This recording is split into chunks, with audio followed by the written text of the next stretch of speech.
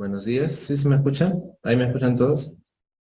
Vamos a realizar hoy día el caso de farmacología.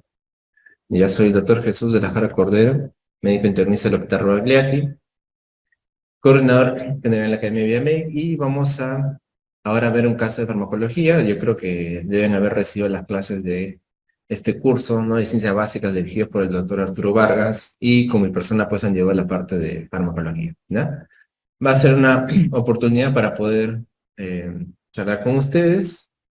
Desde luego que al ser alumnos de básicas, quizás algunas cositas de clínicas no la tengan muy clara, normal me pueden preguntar. Y vamos a ir desde luego explicándoles, ¿no? Vamos a tener que hablar un poquito de lo que es la parte de clínica, lo que es la parte de signos y síntomas, porque si no, no entenderían el caso clínico. Y vamos a aprovechar para repasar ciertos conceptos farmacológicos, ¿no? También sobre todo de la parte de fisiopatología, porque la farmacología tiene que ver mucho con ello, ¿ya? Poner acá. Entonces van a poder participar, vamos a poder preguntarles ciertas cosas, y pueden hacerlo a través del chat, ¿ya? Los alumnos que estén conectados, no hay problema si se confunden o no, simplemente es para poder repasarlo. Si por ahí alguien da una respuesta, ustedes pueden dar la misma, no hay ningún problema. Lo importante es que yo vea que participan y que no. Si alguien dice algo, ustedes pueden decir lo mismo, no hay problema si les parece también la respuesta correcta, ¿ya? Acá no es cuestión de quién hace primero, sino que todos puedan participar. O sea,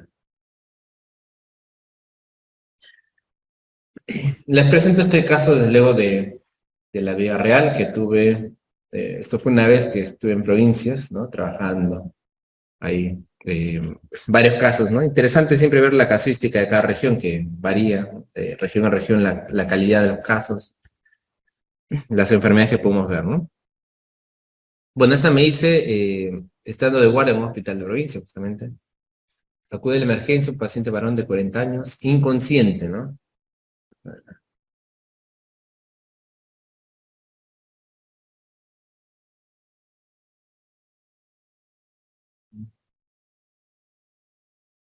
Inconsciente, traído por su mujer. Refiere que luego de haber discutido con él el día de ayer, acude yo a casa, porque o sea, la señora, ¿no?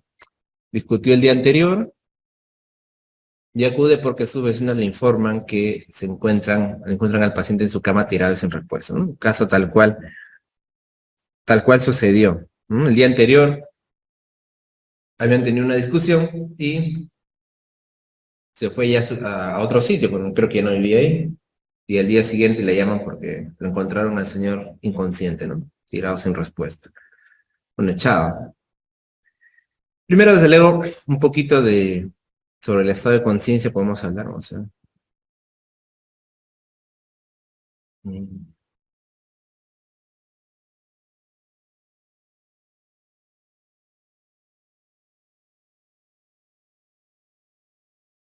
No puedo cambiar el color acá.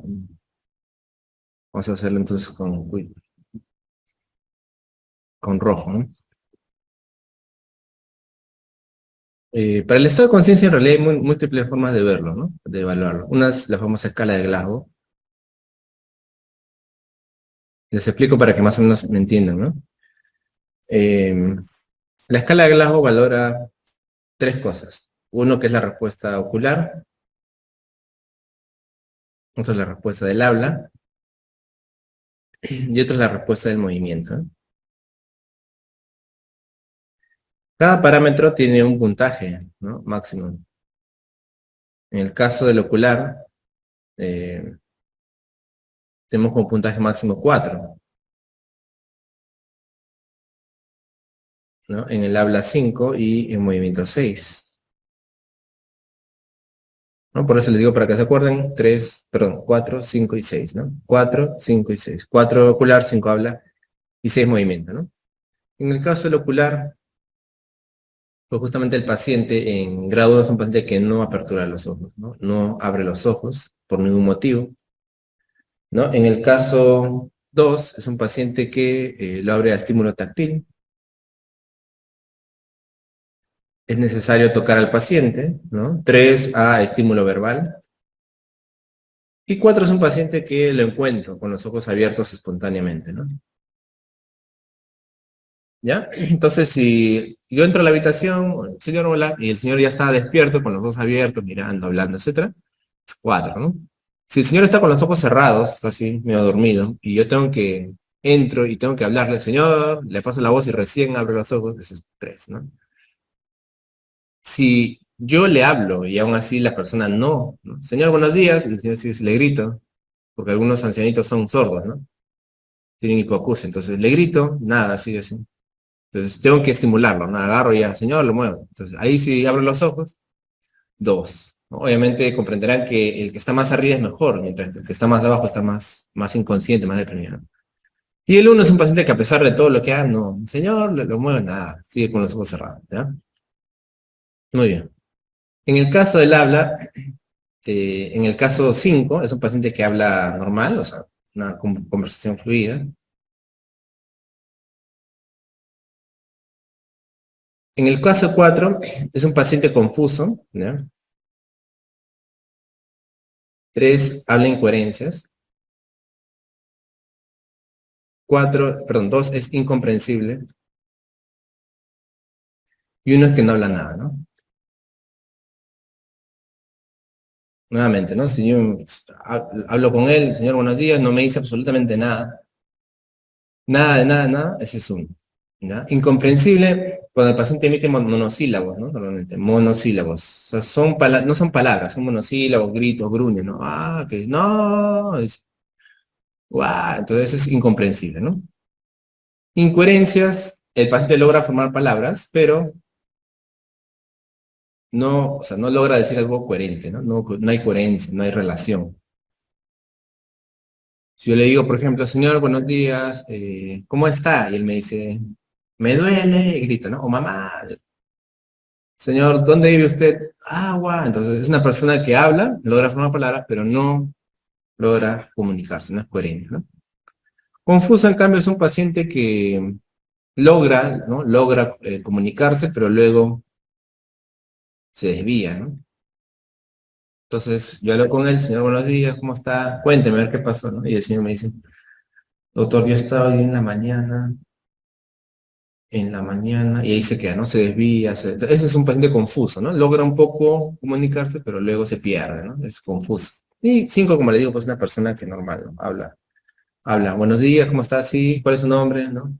Pedro Pérez, ¿qué estás haciendo? Bueno, en la mañana estaba comiendo, ¿no? Entonces una persona. Movimiento, igualmente hay una escala del 1 al 6 en este caso, ¿no? En el caso del 1 es un paciente que no se mueve absolutamente nada, o sea, no hay ningún movimiento, ¿ya? 2 es un paciente que al estímulo, ¿no? Doloroso, rehuye, ¿ya? Eso es rehuye al dolor, ¿ya? El 3 es el que localiza, no, perdón, no, el 2 es la posición de descerebración. De descerebración, 3 es la posición de decorticación, 4 es un paciente que rehuye al estímulo, rehuye el estímulo. 5 es un paciente que localiza el estímulo. Y 6 es un paciente con movimiento a voluntad, ¿no? Obedece a voluntad. ¿Cómo es esto, no? Paciente 1, o sea, no se mueve absolutamente nada, por más a lo que hagas, ¿no? Paciente 2 está en una posición de descerebración, que es una posición así, ¿no? Con los brazos estirados y totalmente extendidos, ¿no? Más o menos así, mirando hacia afuera. Yo le puedo estimular, ¿no? Y vamos a ver más esa postura, ¿no? La decorticación más bien es un paciente que tiene los brazos así, como si fuera un corazoncito, como una corteza, ¿no? Decorticación, o sea, no está más bien en extensión de flexión.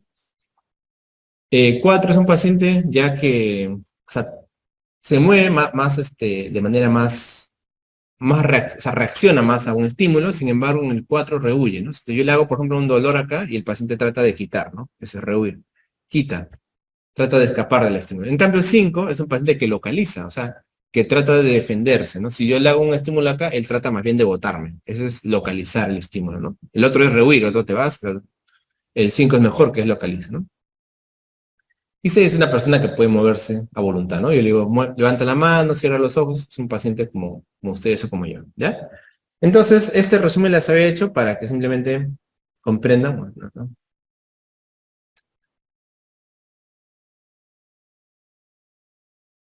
Comprendan que podemos nosotros graduar al paciente, ¿no? Según no podemos ponerla así, si quieren.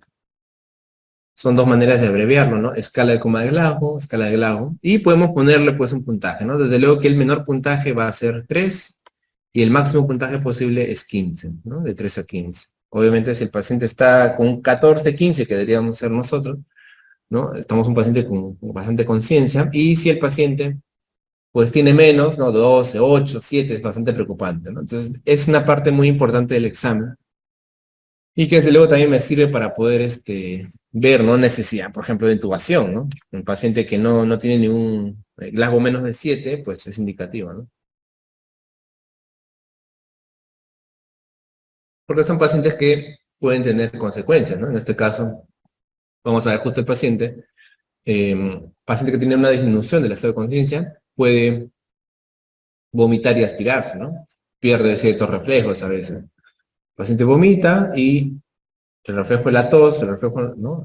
Para evitar que este contenido pase la vía respiratoria, desabolido, y el paciente se puede aspirar. Entonces, para eso existe un término que se llama protección de la vía aérea, ¿no? ¿Qué es la protección de la vía aérea? Justamente es poner un tubo, ¿no? A nivel de la tráquea, para evitar que el paciente, ¿no? Pueda aspirarse. Entonces el tubo va a la tráquea, va hacia afuera, y si el paciente vomita, pues no va a ir a el contenido, ¿no? A la parte respiratoria, porque ya está aislada, digamos, de alguna u otra manera con el tubo, ¿no?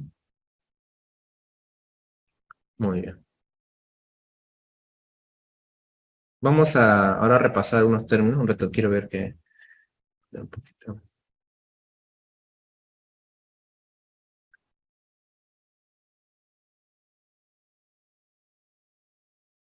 el puntero.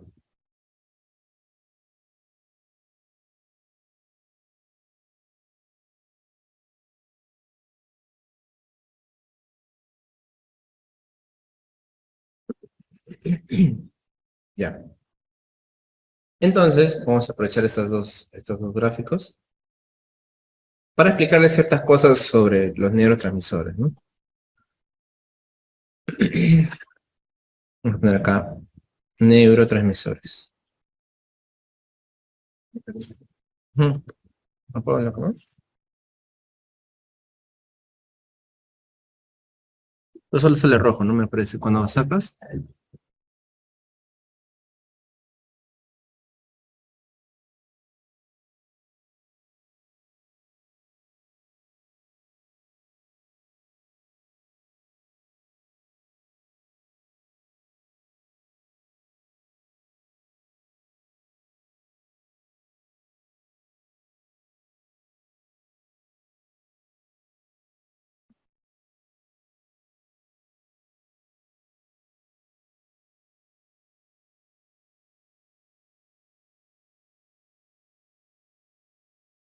pues,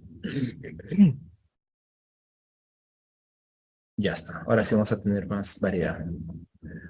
Activar el video.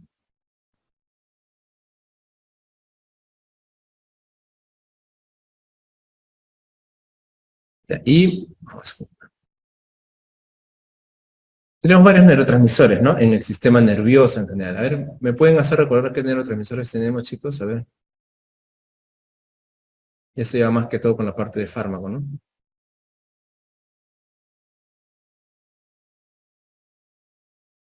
A ver, ¿qué neurotransmisores tenemos? Ajá, muy bien, ahí estamos con algunas respuestas.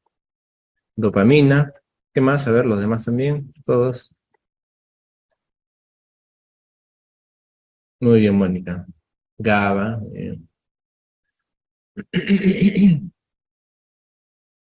Acetilcolina, muy bien, ¿qué más? Muy bien. Noradrenalina. Muy bien, Anthony. ¿Cuál es el sinónimo de la noradrenalina? A ver, ¿te acuerdan? El sinónimo de la noradrenalina. Sinónimo. Muy bien. Norepinefrina. Abreviatura NE, ¿no? NE, muy bien. Por ahí a ver otro más que se acuerdan.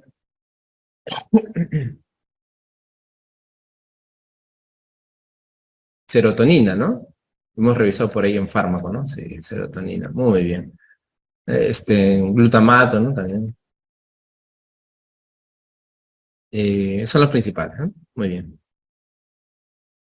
Estos neurotransmisores, pues, ¿cuáles son las características, no? Son, como les dije, moléculas producidas por las neuronas, ¿no? Las neuronas van a producir estos neurotransmisores. Y estos neurotransmisores tienen ciertas funciones de alguna u otra manera parecidas, ¿no? Endocrinas, por eso que son tan especiales, ¿no?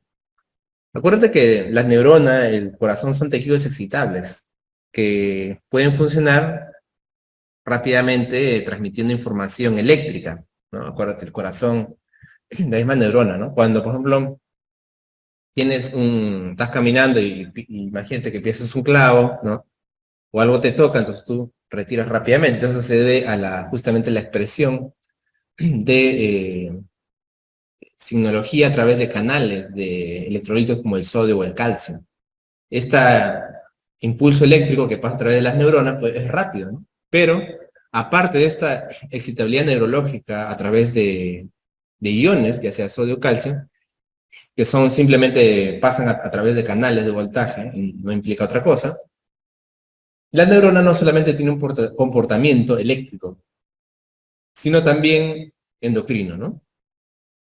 Y esto tiene que ver justamente con los neurotransmisores. Los neurotransmisores son moléculas, entonces, que la neurona no produce, no es que le viene a la neurona la electricidad y la neurona, ¿no?, se carga, se polariza y no.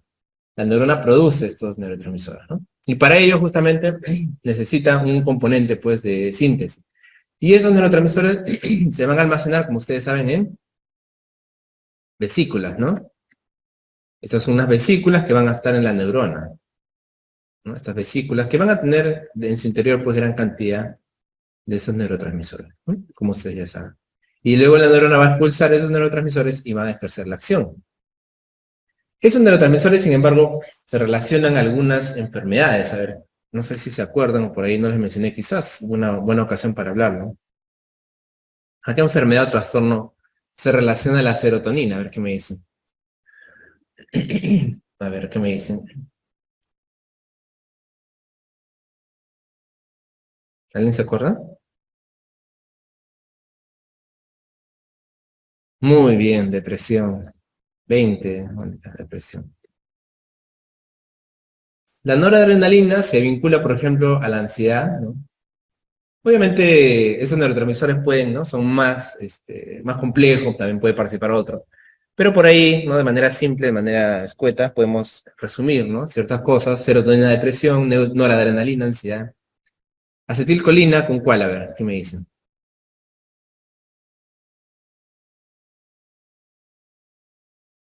¿Qué me dicen? A ver, los demás chicos. Por ahí demencia, ¿no? Demencia. Acuérdate que la acetilcolina, importante, ¿no? Para la memoria, ¿no? Si se pierde la acetilcolina, igual en el caso de la serotonina, ¿no? Su pérdida causa depresión, demencia. La noradrenalina más bien al contrario, ¿no? Su aumento causa ansiedad, ¿no? Y la dopamina, a ver qué me dicen. La dopamina, ¿qué está relacionada?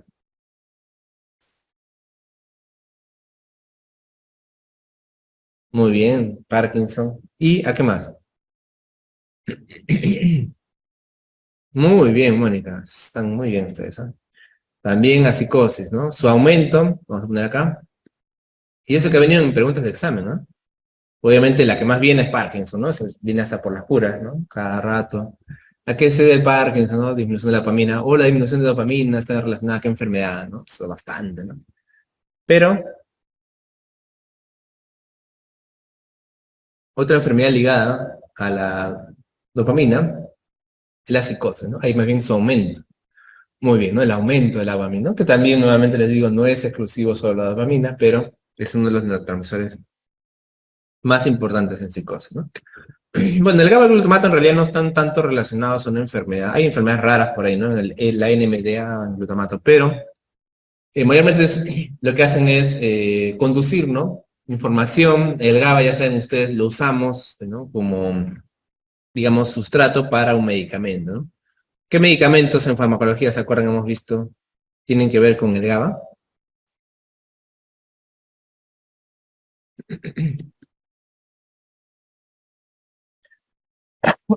¿Qué medicamentos tienen que ver con el GABA?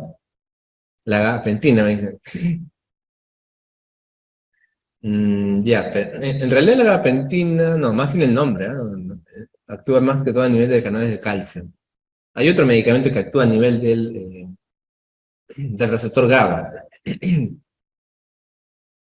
¿Cuál es? Eso se entiende. Ah, muy bien, Mónica. Benzodiazepinas. Benzodiazepinas, ¿no? El alprazolam, el midazolam, el diazepam, el clonazepam. Y también, desde luego, los fármacos Z, ¿no? Que hemos revisado. Y por ahí también los barbitúricos. Barbitúricos, ahí tenemos al fenobarbital. Al fenobarbital que, ¿no? Es un antiepiléptico que actúa también a nivel del GABA, ¿no? Como hemos dicho. Muy bien.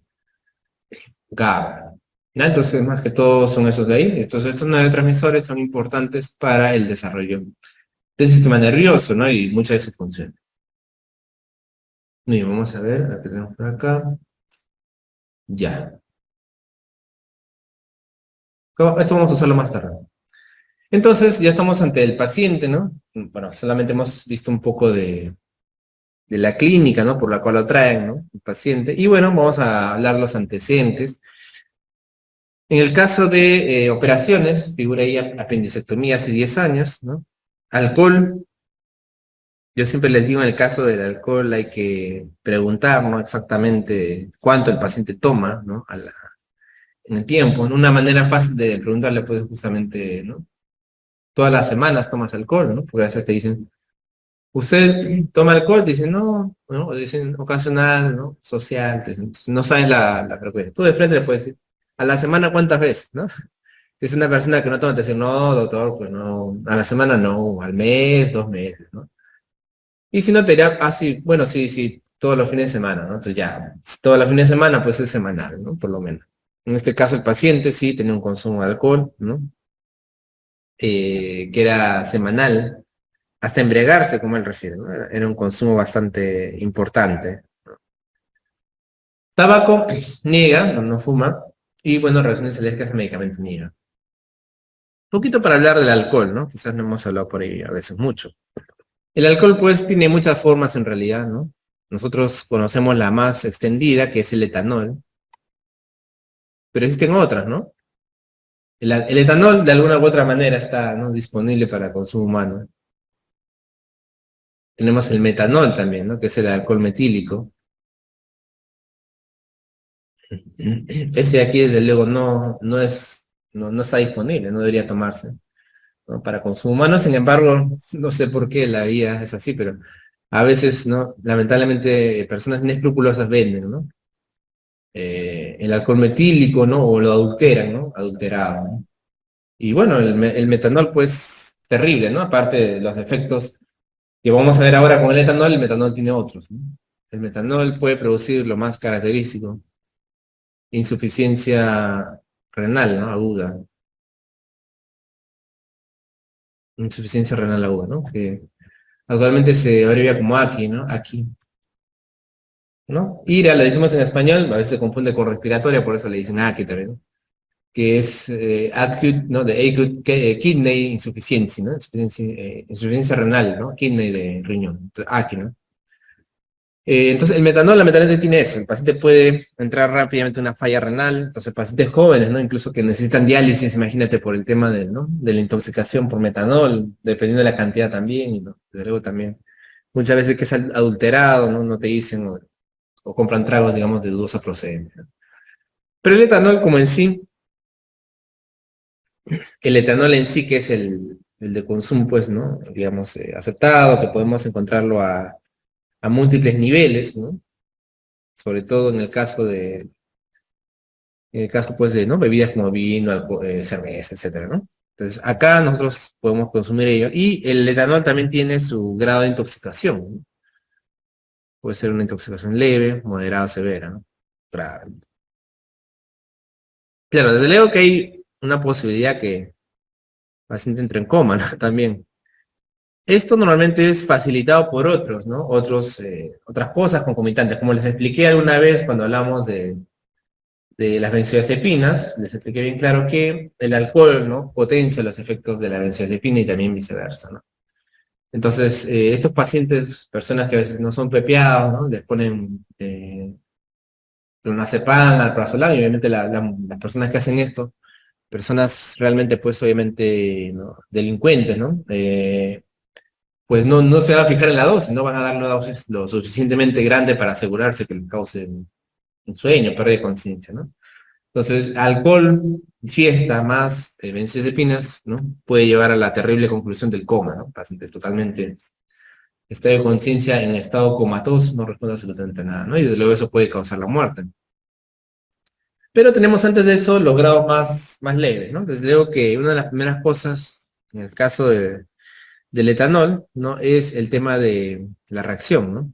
Disminución del tiempo de reacción ante estímulos, ¿no? Por ejemplo, no sé, estoy conduciendo, ¿no? O me viene algo, alguien me quiere golpear, entonces la reacción es lo primero que se va a alterar en la intoxicación, ¿no? El paciente no va a poder reaccionar bien, ¿no? Y su tiempo de reacción es menor, por eso obviamente es terrible si el paciente puede conducir, ¿no?, que desde luego puede tener accidentes, ¿no? En el caso moderado, el paciente aquí ya va a tener una incoordinación motriz, ¿no?, que también es una de las cosas más tempranas que da, ¿no? Justamente por eso el paciente camina, ¿no?, como ebrio, puede caerse, etcétera, ¿no? Hay una incoordinación, ¿no? Ya no va a poder cogerse esas cosas una solvencia normal, ¿no? Y también el paciente puede empezar a tener cierto grado de problema al hablar, ¿no? La dislalia, ¿no? Cierto problema al hablar, ¿no? Sobre todo con los ruidos, ¿no? La manera de hablar, me haga angosta, ¿no? Palabras arrastradas, ¿no? Y desde luego, en el estadio grave la incoordinación ya es severa, ¿no? Por eso que el paciente ya se puede caer, ¿no? Incoordinación severa. Incluso la visión también, ¿no? Puede tener una visión borrosa y ya pues incluso convulsiones, ¿no?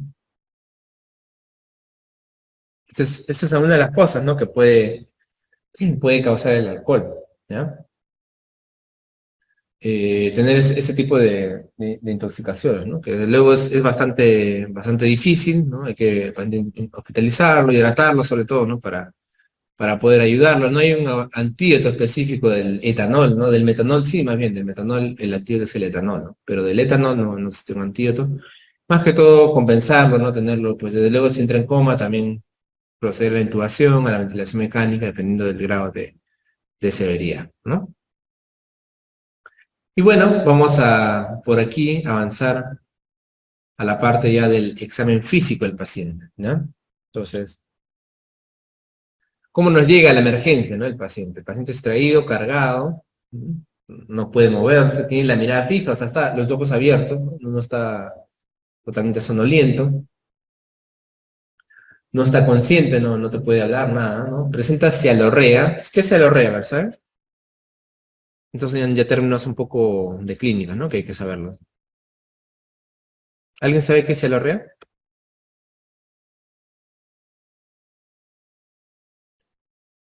Eso, salivación en exceso, ¿no? Salivación. Antes está bastante, ¿no?, saliva por toda la boca, ¿no? Y tenemos las funciones vitales, ¿no? Acuérdense de aquí, son las llamadas funciones vitales. No te confundas con las funciones biológicas, ojo. A veces mis alumnos también se confunden. ¿Cuáles son las funciones biológicas? Apetito, sed, ¿no? Apetito, sed, orina, deposición, sueño, ¿no? Función biológica, ¿ya? ¿Cómo está? Entonces tú le preguntas al paciente si quiere saber, ¿no? Si, otro paciente, obviamente. Señor, ¿cómo es el apetito? Más, menos, últimamente, ¿no? Aumentado, ¿no? La sed, igual, ¿no? El sueño, duerme más, duerme menos, ¿no? Aumentado. Entonces, esas funciones biológicas, ¿no? Funciones vitales, frecuencia cardíaca, presión arterial, saturación, frecuencia respiratoria, ¿no? Esas funciones vitales, ¿no? Eh, entonces, las funciones vitales ahí te las presento: frecuencia cardíaca 78 por minuto, ¿no? Normal hasta 100, 90, presión arterial 110/60, también está normal, ¿no? Nos preocupamos cuando la presión está menos de 90/60 o más de 140/90 normalmente. Frecuencia respiratoria en 12, ¿no? Está más o menos en rango normal, paciente normal respira 12, 18 máximo, ¿no? Pero igual está un poco bajita, ¿no? Y como con el límite. Y saturación de oxígeno 96%, ¿no? Un poquito también bajo para la edad del paciente. En la piel, el examen, como dice aquí, tibia, ¿no? Tibia elástica hidratada, ¿no? La piel hidratada. Te das cuenta si está, ¿cómo me doy cuenta si está deshidratado? Está seco, ¿no? Todo seco, saca la lengua, está la lengua seca, no está húmeda como debería estar, ¿no?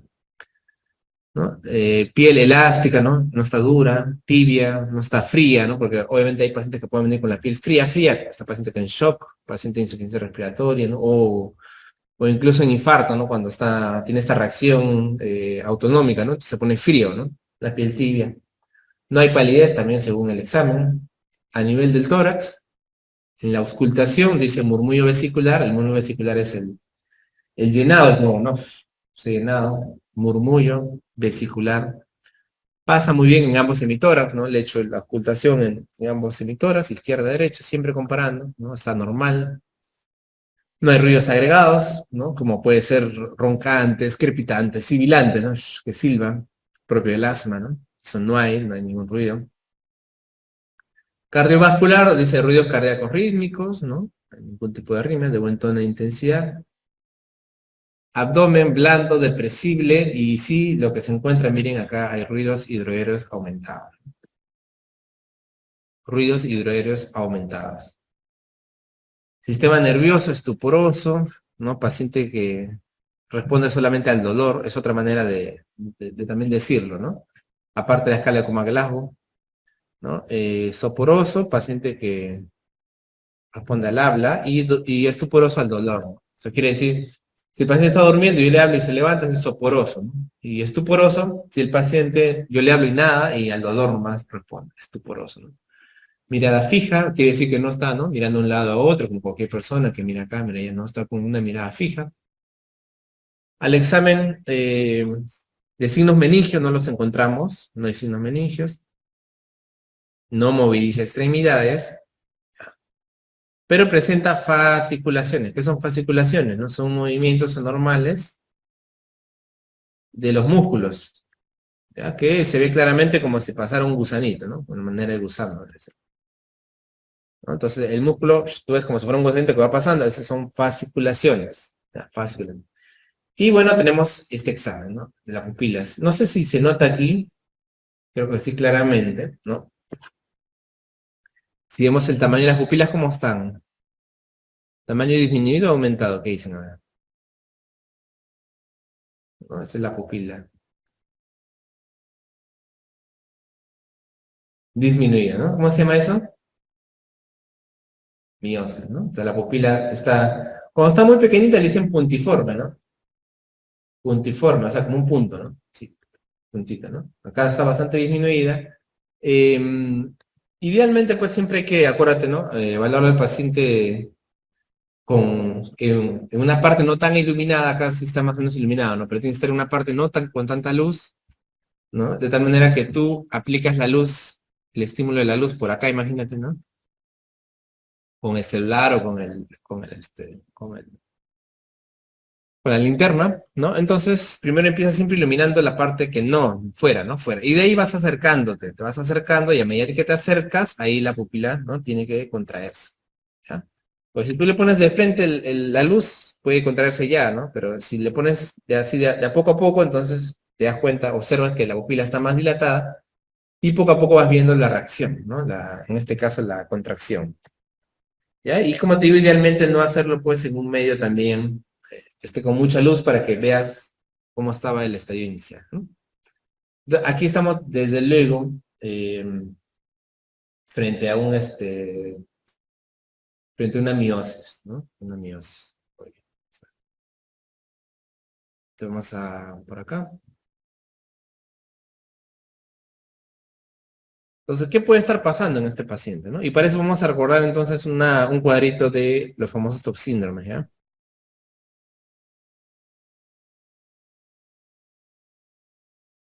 No se borra.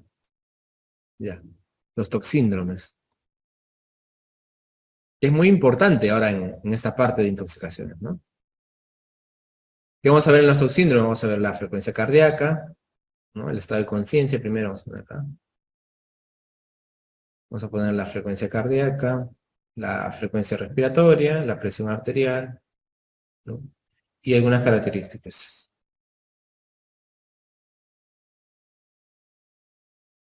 Y acá hay diferentes toxíndromes, ¿no? Tenemos el síndrome colinérgico, ¿no? El adrenérgico, poner acá el opiáceo, ¿ya? Y por benzodiazepinas, ¿no? Muy bien. Entonces, dependiendo de las características, ¿no? Del paciente, o sea, vamos a evaluar aquí el estado de conciencia, la frecuencia cardíaca, la frecuencia respiratoria, la presión arterial y otras características. Entonces, nos falta acá poner lo de las pupilas, ¿no? Vamos a poner pupilas.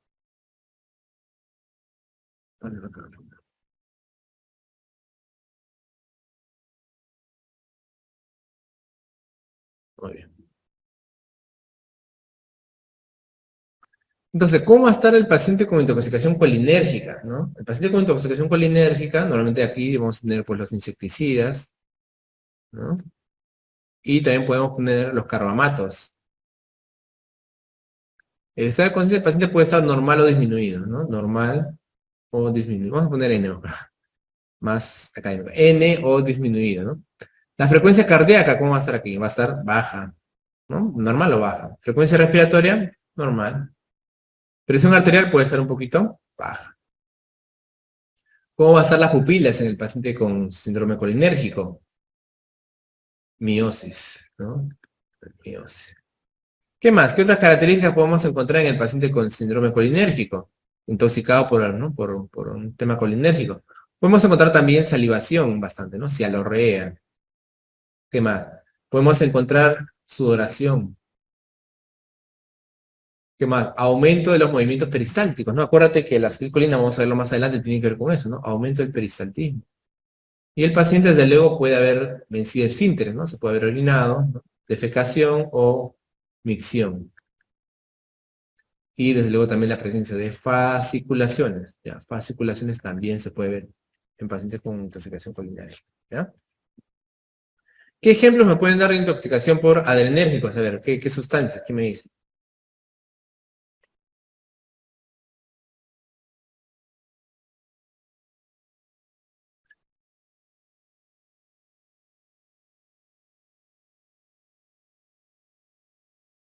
¿Qué sustancias me pueden dar un síndrome adrenérgico? A ver, ¿qué me dicen?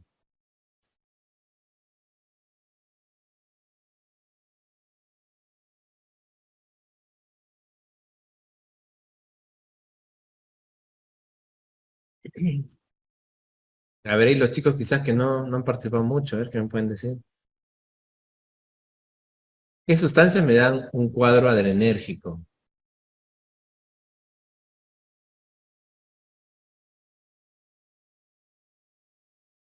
¿Se acuerdan?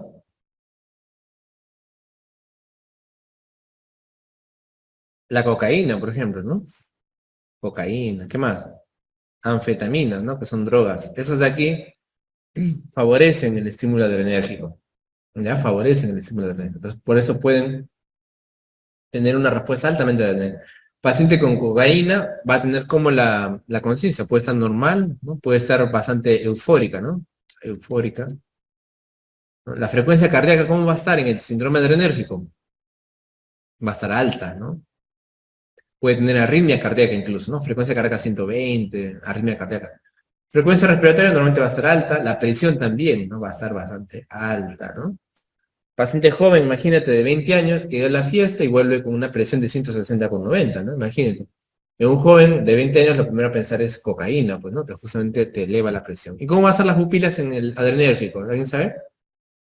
Pupilas, ¿cómo van a estar? Midriasis, ¿no? Midriasis, aumentadas. Las pupilas van a estar aumentadas de tamaño, ¿no? Midriáticas, van a estar pupilas grandes, más bien. Otras características, el paciente va a estar normalmente, como te digo, eufórico, ¿no? Eufórico. También puede estar sudando, sudoración, ¿no? Diaforesis un poco. En el caso del opiáceo, el estado de conciencia puede estar muy disminuido, ¿no? El famoso coma por opiáceo, disminuido. La frecuencia cardíaca, normal, frecuencia respiratoria muy disminuida, ¿ya? Característicamente, acuérdate, la intoxicación por opiáceos, ¿no?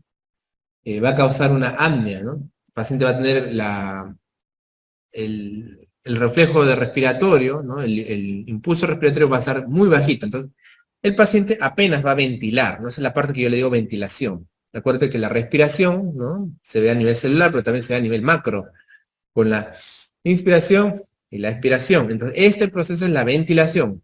El paciente con una intoxicación por opiáceos va a tener una respiración muy superficial. Obviamente eso de ahí puede causar la muerte incluso, ¿no? Una ventilación. De la frecuencia respiratoria va a estar muy disminuida e incluso puede llegar a la apnea, ¿no? El paciente deja de respirar. ¿No? La presión puede estar normal, baja. Y las pupilas en el síndrome opiáceo característicamente va a estar mióticas, ¿no? También, al igual que el colinérgico, ¿ya? Va a estar mióticas, así pequeñitas, miosis. ¿Ya? Miosis, muy bien. Otras características, bueno, acá viene el antecedente del paciente, ¿no? A ver, ¿quién me dice? Mencióneme algunos opiáceos, a ver qué se acuerdan. ¿Cuáles son los medicamentos opiáceos? A ver.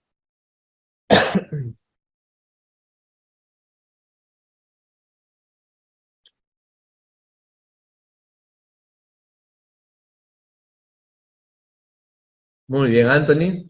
A ver, por ahí otros que puedan opinar también.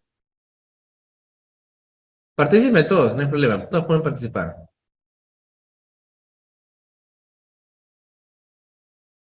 La morfina, por ejemplo, ¿no? Y todos sus derivados. ¿Qué más son? La codeína, ¿no? La buprenorfina, tramadol, acuérdate. Petidina, oxicodona. Muy bien, esos de ahí los hemos revisado, ¿verdad? Todo eso de aquí son opiáceos, ¿no?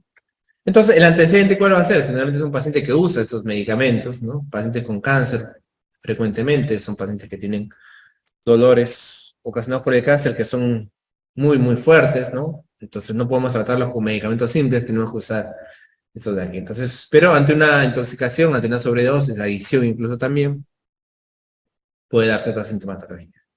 Muy bien. Y lo otro tenemos la benzodiazepina. Vamos a poner acá. Las benzodiazepinas, como el alprazolam, como hemos mencionado, ¿no? Entonces, clásicamente el clonazepam, el diazepam, midazolam va a causar una disminución del estado de conciencia, ¿no? El paciente dormido, ¿no? Totalmente. Frecuencia cardíaca va a ser disminuida, la frecuencia respiratoria también, ¿no? Te dice que los opiáceos pueden quizás más, pero las benzodiazepinas también pueden, en una intoxicación, bajar la frecuencia respiratoria y también causar apnea, por supuesto. La presión va a estar baja. Las pupilas normalmente van a estar normales, no hay una alteración específica, ¿no? Y algunas características, pues estos pacientes también no han tenido medicación, antecedente de medicación, o a veces, como les digo, lamentablemente lo han combinado con alcohol. Eso sí es un problema, ¿ya? Entonces, pacientes con intoxicación por benzodiazepina, ¿no? Frecuentemente van a tener esta clínica, ¿no? Van a venir así, dormidos, ¿no? No responden, pupilas normales, pero por ahí un poco la presión, la frecuencia cardíaca baja, ¿no? Muy bien. Entonces, dado el caso del paciente que hemos estado comentando, ¿qué les parece? ¿Qué cuadro, en qué cuadro ustedes lo catalogarían?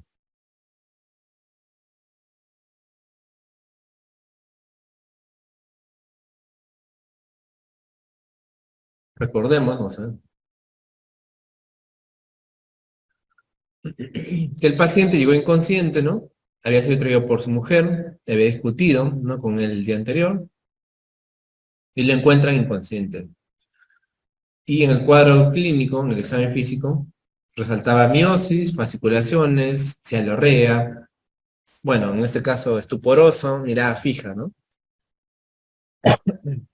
Pupilas mióticas y, bueno, funciones todavía dentro de lo normal, ¿no? ¿Qué me dicen? A ver, ¿qué cuadro clínico corresponde a todo lo que hemos descrito?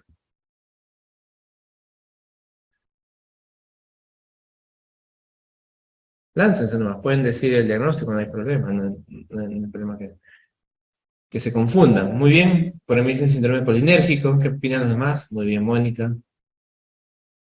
Síndrome adrenérgico no puede ser, desde luego, ¿no? La presión está normal, no hay frecuencia cardíaca alta, ¿no? Las pupilas están midriáticas, no están midriáticas, ¿no? ¿Qué más? ¿Por opiáceos podría ser? Bueno, sí, ¿no? Por ahí podría ser por la miosis, Pero acá está presentando el paciente fasciculaciones, cialorrea, muy bien, excelente, ¿no? Entonces es un síndrome polinémico. Ahora, la causa en este paciente no les había dicho, pues para que no lo saquen al inicio, pero nos habían comentado que el paciente pues había, ¿no?, consumido lamentablemente un raticida, ¿no? Los raticidas, ¿no?, rodenticidas también se les llama, pues son sustancias que tienen justamente algunos, ¿no?, los famosos carbamatos, y el carbamato te produce un síndrome idéntico, ¿no?, al síndrome colinérgico, ¿ya? Los famosos carbamatos. ¿Ya? Entonces, algunos, no todos, rodenticidas tienen carbamatos, ¿no? El paciente lo prepara, se lo toma, y obviamente, con fines mayormente, ¿no?, de autoeliminación, a veces para estar mal también, ¿no? Poder, en este caso, la discusión que ha tenido, ¿no? Y luego también, ¿no?, llamar la atención de la persona con la cual ha discutido, ¿no? Y desde luego, ¿no? En este caso, el acompañante nos había referido, ¿no?, de que habían tenido problemas, de que estaban en procesos quizás de separación. Y que le había encontrado él el tema así de los sobres, ¿no? Del raticida, ¿no? Entonces, no hay ningún tipo de duda que este cuadro, pues, era una intoxicación, en este caso por carbamatos, ¿no?, que me desencadenaba un síndrome colinérgico, ¿no? Muy bien. Entonces, ya que hemos llegado al diagnóstico, en realidad bastante simple por el tema de los toxíndromes, ¿no? Por eso te digo, el toxíndrome, ¿por qué me gusta? ¿Por qué nos interesa? ¿Por qué tenemos que saberlo todo? Porque rápidamente podemos saber más o menos qué síndrome de intoxicación tiene el paciente, ¿no?, a partir de sus funciones vitales y de sus pupilas, ¿no? Y en los exámenes muchas veces les gusta preguntar así. Justamente viene un paciente así inconsciente, ¿no?, que no, o sea, no me da mayores datos, ¿no? Cuando también inconsciente, no necesito preguntarle, hablarle mucho, sino simplemente con el examen físico, ¿no?, y las pupilas me doy una idea, ¿no?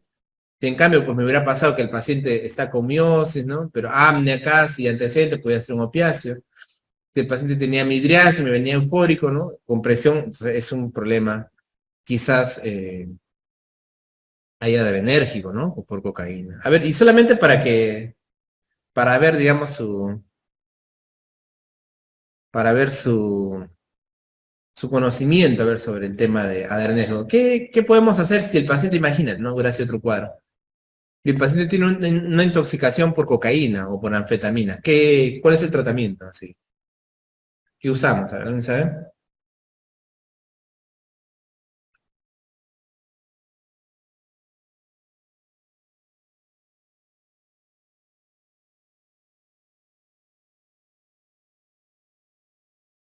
Muy bien, Antonio. Benzodiazepinas, ¿no? Tratamiento de intoxicación por cocaína, la benzodiazepina, ya hemos hablado. Que la benzodiazepina me ayuda con todos los síntomas, ¿no? Incluso con la presión alta, con la frecuencia cardíaca alta, con las arritmias incluso, ¿no? Administrar benzodiazepinas baja bastante la carga, en general simpática que se ha producido, y por otro mecanismo de acción, más bien lo ayuda al paciente, ¿no? Me baja la presión arterial, la frecuencia cardíaca, etcétera, ¿no? La mayor parte de pacientes con benzodiazepina responde muy bien. Más bien está contraindicado el uso de bloqueadores beta, ya les he dicho, ¿no? Lo más bien, uno podría pensar, le doy cocaína, entonces le voy a dar un bloqueador adrenérgico. No, los bloqueadores adrenérgicos están contraindicados. Más bien, ¿por qué, doctor? Porque en el momento agudo, solamente en el momento agudo que el paciente está intoxicado con gran descarga adrenérgica, bloquear el sistema adrenérgico puede favorecer, ¿no?, por respuesta contradictoria, que se produzca más todavía, compensatoria, que se produzca más sustancias adrenérgicas, ¿no? Pero si yo bloqueo el sistema adrenérgico, arriba van a tratar de producir más. Y como estoy en una intoxicación, eso de ahí sí puede ser más fatal, ¿no? Claro, en el tiempo, obviamente, en tratamiento de enfermedades no puedo usar bloqueadores porque es normal, pues no estoy tratando una enfermedad larga, crónica, y voy bloqueando y poco a poco, ¿no? Pero en el caso de una intoxicación aguda por cocaína, etcétera, entonces bloqueo es muy peligroso, ¿ya? Entonces, en ese caso, el tratamiento son las benzodiazepinas, ¿ya? Muy bien. Entonces, ahora que ya hemos hablado de ciertas cosas, para ver qué tan despierto está, de los neurotransmisores, de los toxíndromes, ¿no? Como les digo, que me sirve para enfocar dónde cae el paciente. Ya les he dicho que los exámenes, creo que intoxicaciones es una pregunta obligada siempre, ¿no? Viene una, dos, y les van a poner un paciente en el cual ustedes tienen que catalogarlo, ¿no? Más o menos, según la frecuencia cardíaca, según la presión arterial, si hay cialorrea, etcétera, ¿no? Vamos a catalogarlo y en base a eso vamos a tener ahí ya un diagnóstico, ¿ya? Muy bien, entonces ya hemos hablado de unas características importantes y me estoy ubicando solamente. Ahora para continuar vamos a hablar de la parte de los receptores, ¿ya? La parte de los receptores que es lo que hemos avanzado un poco en Pharma, ¿ya?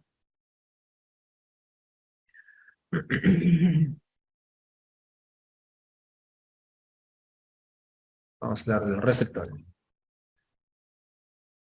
Pero antes vamos a hablar de manera general del sistema autonómico. Entonces acuérdate que existe el sistema nervioso autonómico, ¿no? Autonómico. Este se clasifica en dos grandes, ¿no? El sistema adrenérgico y el sistema colinérgico. ¿Cuál es el sinónimo del sistema adrenérgico? A ver, ¿qué me dicen? Vamos a ir repasando fármacos, ¿no?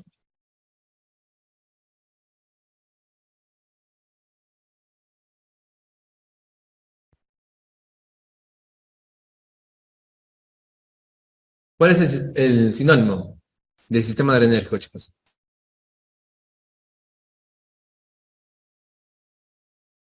Sistema adrenérgico o sistema...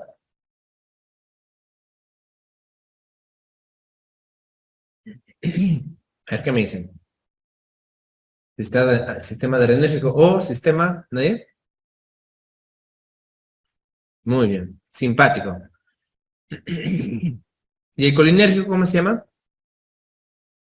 El colinérgico, también llamado sistema... Muy bien, Anthony. Parasimpático, ¿no? Parasimpático. Muy bien. Sistema simpático y sistema parasimpático. Ahora, ¿qué funciones tienen estos sistemas, no? A nivel simpático, por ejemplo, a nivel de las pupilas, casi siempre todo es contradicción, es opuesto, ¿ya? O sea, el sistema simpático que depende de quién, de la noradrenalina y de la adrenalina, es contrario al sistema parasimpático que depende de la acetilcolina. Vamos a poner otro color por acá. Entonces, por ejemplo, a nivel de las pupilas, el sistema simpático o adrenérgico causa midriasis. Midriasis. ¿Qué causa el parasimpático? Miosis, ¿no? Opuesto, ya es totalmente opuesto. ¿Qué más? Por ejemplo, en la parte de salivación, ¿no? El sistema adrenérgico disminuye la salivación y más bien el colinérgico la aumenta, ¿no? ¿Ya? Por eso es que la ansiedad justamente causa, pues, ¿no? Sequedad de mucosas, ¿no? Por eso que la persona ansiosa te dice, ¿no? Doctor, en la noche se me pone la saliva, ¿no? La saliva amarga. ¿Por qué se amarga? Porque estás disminuyendo la cantidad de líquido, ¿no? Entonces se hace más seco y cuando es seco sientes más el amargor, ¿no? Entonces algo muy característico de las pacientes con ansiedad, ¿no? Dice, doctor, tengo la saliva amarga. En realidad es simplemente activación de la parte enérgica que causa, ¿no? Sequedad. ¿Ya? Entonces, más bien, el colinérgico da salivación, ¿no? Aumenta la saliva, también las secreciones, ¿no? A nivel gástrico, por ejemplo, la secreción de ácido clorhídrico depende también, en alguna manera, de la estimulación parasimpática, ojo, ¿no? ¿Ya? ¿Qué más? A nivel vamos a hablar de, por ejemplo, los bronquios, ¿no? ¿Qué causa el sistema adrenérgico? ¿Broncodilatación o broncoconstricción? ¿Recuerdan?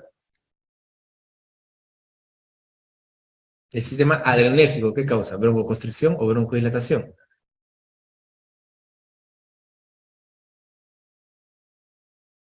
¿Qué me dicen, Mario? Esto sí hay que recordarlo, ¿verdad? Porque desde luego que es muy importante, ¿no? El sistema adrenérgico me causa broncodilatación o broncoconstricción. Muy bien, Mónica, muy bien. Broncodilatación, ¿no? Y el parasimpático,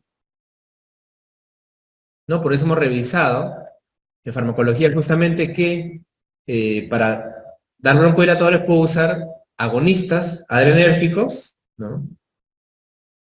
O puedo usar, en el caso de los colinérgicos, antagonistas colinérgicos, ¿no? Claro, si yo quiero causar broncodilatación, Puedo usar agonista adrenérgico o puedo usar antagonista colinérgico. A ver, un ejemplo de un agonista adrenérgico que me cause broncodilatación. A ver qué me dice.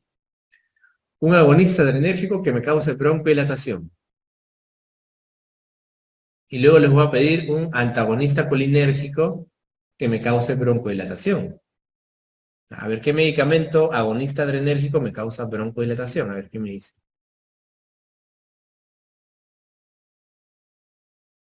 Eso lo hemos estudiado en la parte respiratoria y también en el autonómico, ¿no? Muy bien, Ana. Salbutamol, ¿no? Salbutamol, ¿no? También tenemos alfenoterol, indacaterol, formoterol, salmeterol, ¿no?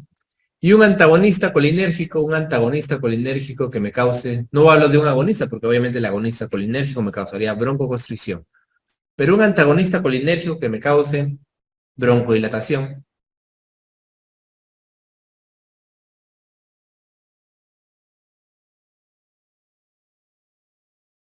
Un antagonista colinérgico que me cause broncodilatación.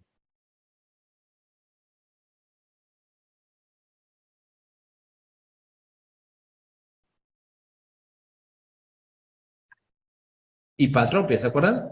Bromuro de hipratropia, ¿no? El tiotropio, ¿no? Bromuro de aclidinio. Entonces son antagonistas colinérgicos que también vienen en spray para poder causar broncodilatación, ¿no? En este caso acuérdate que son los antagonistas. Entonces, ya resumiendo aquí, el sistema adrenérgico me causa broncodilatación y el colinérgico me causa broncoconstricción. Muy bien, broncoconstricción. ¿Qué más? A nivel, vamos a ver, cardíaco, ¿ya? ¿Qué causa a nivel el sistema adrenérgico, a nivel de la frecuencia? La eleva, ¿no? Frecuencia cardíaca alta. ¿Qué más? La parte de la contracción. También, ¿no? Aumenta la contracción cardíaca, la fuerza. La conducción también la aumenta, profesor. Sí, la aumenta. Muy bien. Y el colinérgico hace todo lo contrario, ¿no? Disminuye la frecuencia, disminuye la contracción y disminuye la conducción, ¿no? A esto de aquí tienen nombres específicos, ¿no? Aumentar la frecuencia cardíaca es cronotropismo positivo. Aumentar la fuerza de contracción es ino, ¿no? Inotropismo es fuerza de contracción. Conducción, dromo,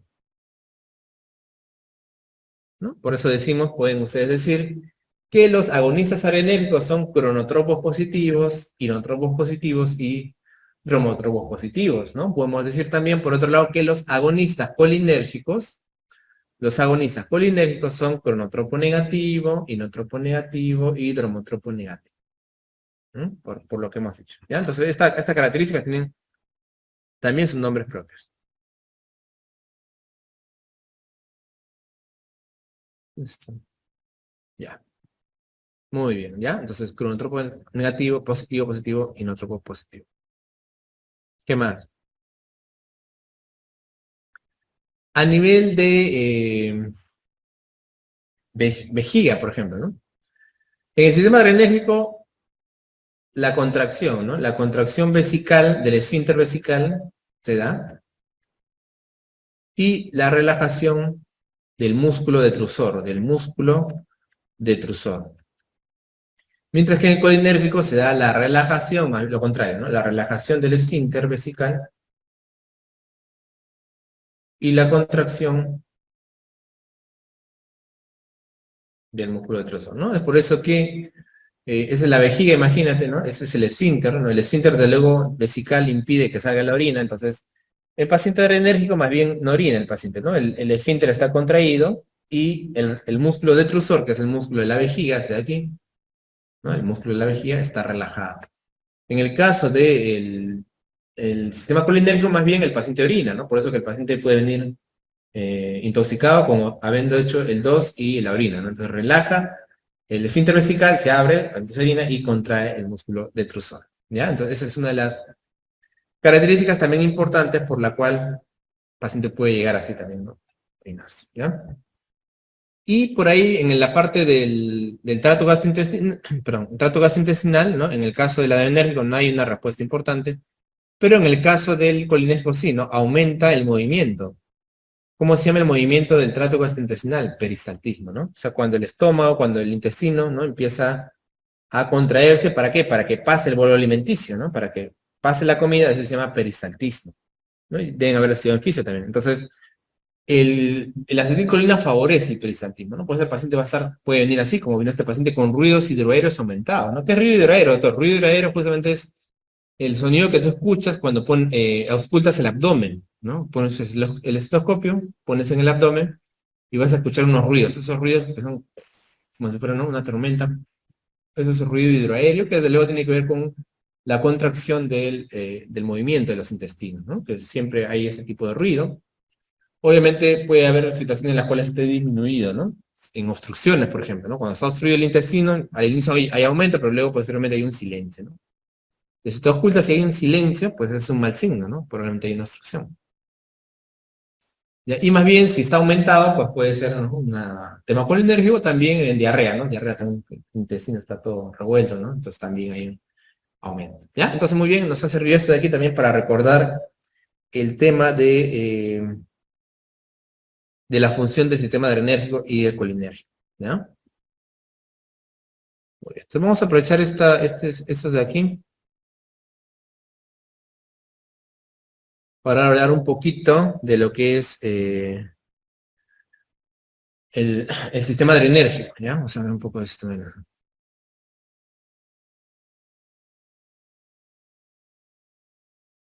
Que en realidad, como les digo, es la contraparte del colinérgico, ¿no? ¿Qué hay en el sistema adrenérgico? Justamente, aquí está dividido, ¿no? Los receptores por receptor alfa 1, ¿no? Alfa 2, beta 1, beta 2, beta 3, ¿no? Eso es lo más importante en realidad acá.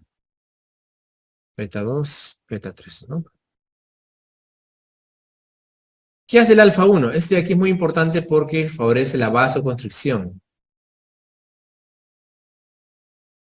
¿Ya? La vasoconstricción. Esta vasoconstricción es a nivel sobre todo de las arteriolas, ¿no? De las arterias más pequeñitas.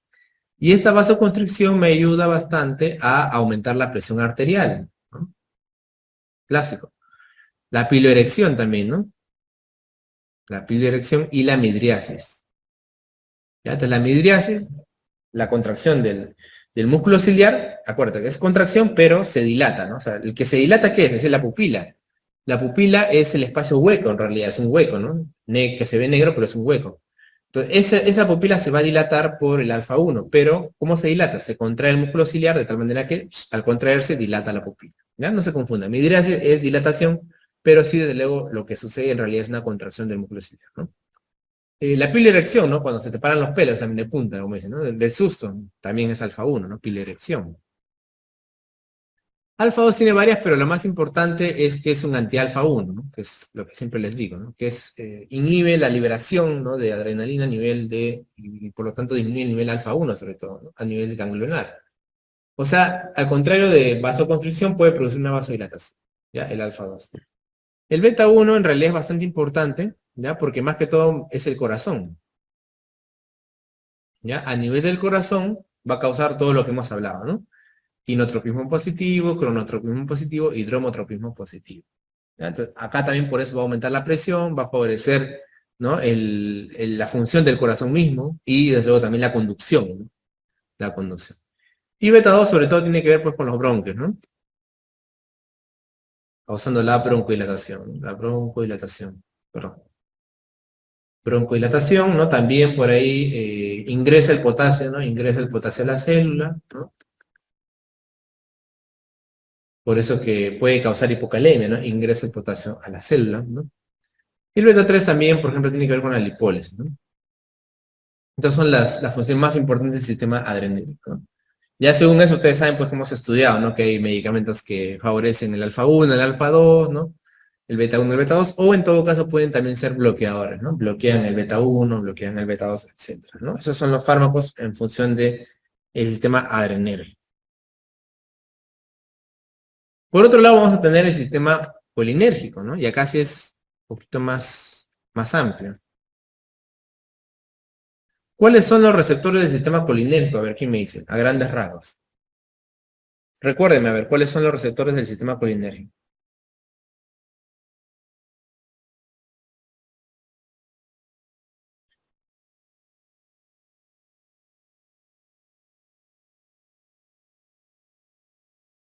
Muy bien. Pero antes de hablar del M1, ¿qué tipos más grandes hay de receptores? Antes de hablar de M1, 2.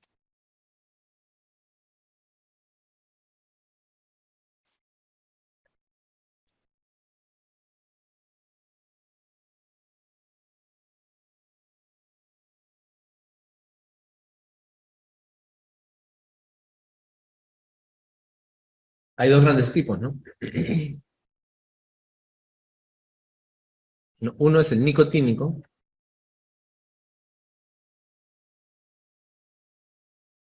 y el muscarino, ¿no? Son dos grandes. Acuérdate, el muscarínico es el que se opone al adrenérgico, ¿no? Que tiene todas las funciones que hemos hablado que se oponen al adrenérgico. Ahí tenemos al M1, al M2 y al M3, ¿no? En el nicotínico, más bien, ese receptor nicotínico se encuentra en la unión neuromuscular.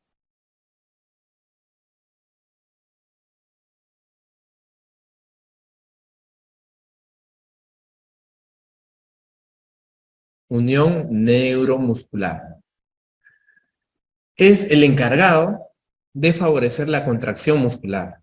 ¿Ya? No, o sea, no tiene que ver con el corazón, con el bronquio, con la vejiga, no.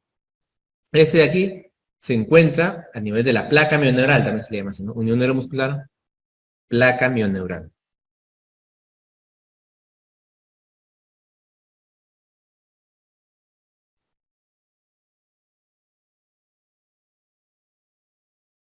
¿Ya? La placa mioneural.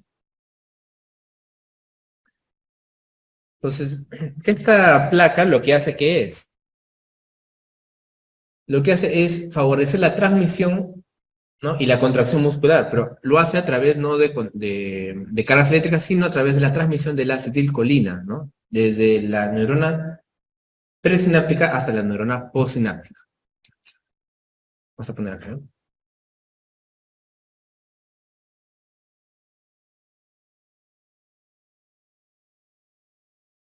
De la neurona presináptica y la neurona postsináptica. La presináptica es la que inicia la, el estímulo, ¿no? La que inicia el estímulo, ¿no? Entonces, esa es la que va a liberar la acetilcolina, ¿no? Y este de aquí es el espacio sináptico, ¿no? Espacio sináptico, hendidura sináptica también le dicen, ¿no? Hendidura sináptica, espacio sináptico. Y entonces, como les digo, la acetilcolina se va a liberar, ¿no? Y acá va a tener sus receptores, ¿ya? Y esos receptores son los nicotínicos justamente, y que van a ocasionar después, pues, una contracción muscular, ¿no?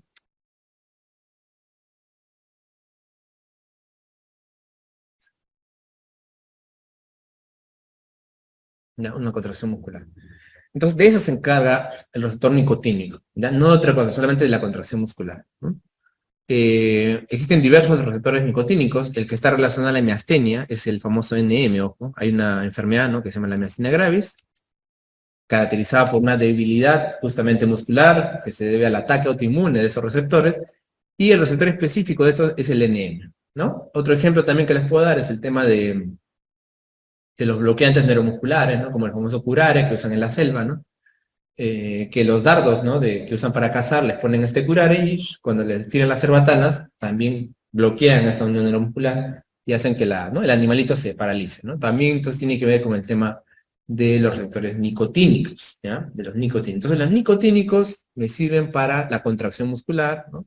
Y la enfermedad es como miastenia, en el cual hay una caída de párpados, que el paciente no puede levantar, justamente tienen que ver con esto, ¿ya? Muy bien. Esos son los receptores nicotínicos. Ahora, por otro lado, están los muscarínicos, ¿ya? Que son otros receptores, pero también, desde luego, que responden al sistema colinérgico. ¿Ya? Estos muscarínicos son los que se van a oponer a todas las funciones que hemos hablado. ¿Se acuerdan cuando hicimos este cuadrito, no? Este cuadrito justamente que, ¿no? Funciones adrenérgicas y colinérgicas y que están casi opuestas, ¿no?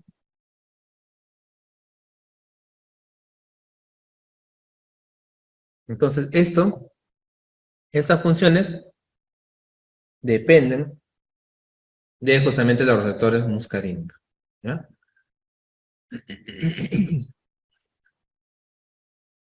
Los receptores muscarínicos normalmente son tres, sí, hay más por ahí, cuatro y cinco, pero que no son tan importantes.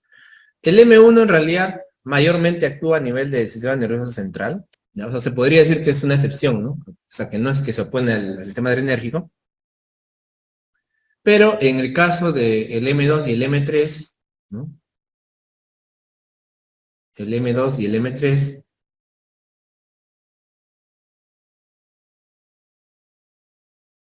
el M2 tiene que ver con el corazón, ¿no? Sobre todo.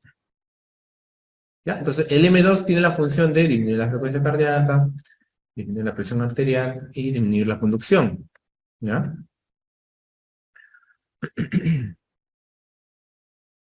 Casi todo lo demás es M3, ¿ya? Todo, o sea, lo que es el peristaltismo, ¿no? Peristaltismo del tracto gastrointestinal, las secreciones, aumentar las secreciones, ¿no? La miosis, perdón, ¿no? La miosis, la broncoconstricción, ¿sí? ¿No? La relajación del esfínter vesical. Entonces, todo esto tiene que ver con los receptores M3. Ya, todo eso de ahí tiene que ver con los receptores. Entonces, tenemos los nicotínicos y los muscarínicos. ¿Ya? Y los muscarínicos, sobre todo M3, son los que más tienen que ver con, por ahí, reacciones que quizás hemos visto, ¿no? En el paciente también hemos visto que tienen aumento de secreciones, ¿no? Miosis, ¿no? Relajación de esfínteres, por ahí también me parece, ¿ya? Pero eso más que todo tiene que ver con M3, ¿no? Bueno, acá están todos los receptores ya más explicados, ¿no? El nicotínico, como ustedes ven ahí, tenemos tres, el NM, ¿no? Que está aquí.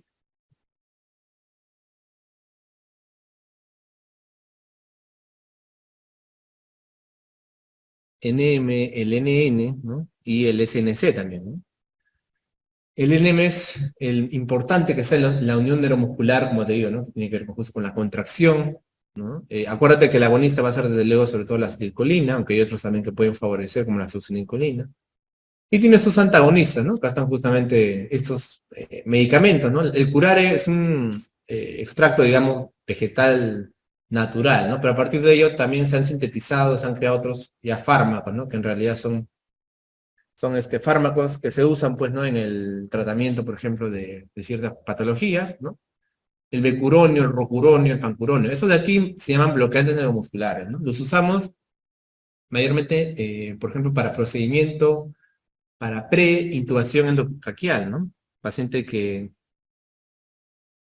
paciente que va a ser intubado, ¿no? Va a ser intubado, entonces para relajarle el músculo, porque a veces los ancianitos sobre todo, ¿no? Tienen una contractura muscular, ¿no? Tienen todo el cuellito, imagínate, bien duro, entonces es muy difícil intubarlo. Entonces para eso se le pone becuronio o rocuronio, ¿no? Justamente por el tema de la pandemia del COVID, ¿no? Estaba bastante escaso porque si usábamos antes poquito rocuronio, lo usaron como por 10 veces, ¿no? Por la cantidad de pacientes que tenían que ser intubados. Entonces, se agotó, ¿no? Se agotaron en la farmacia. Entonces, el tema de los bloqueantes neuromusculares, ¿no?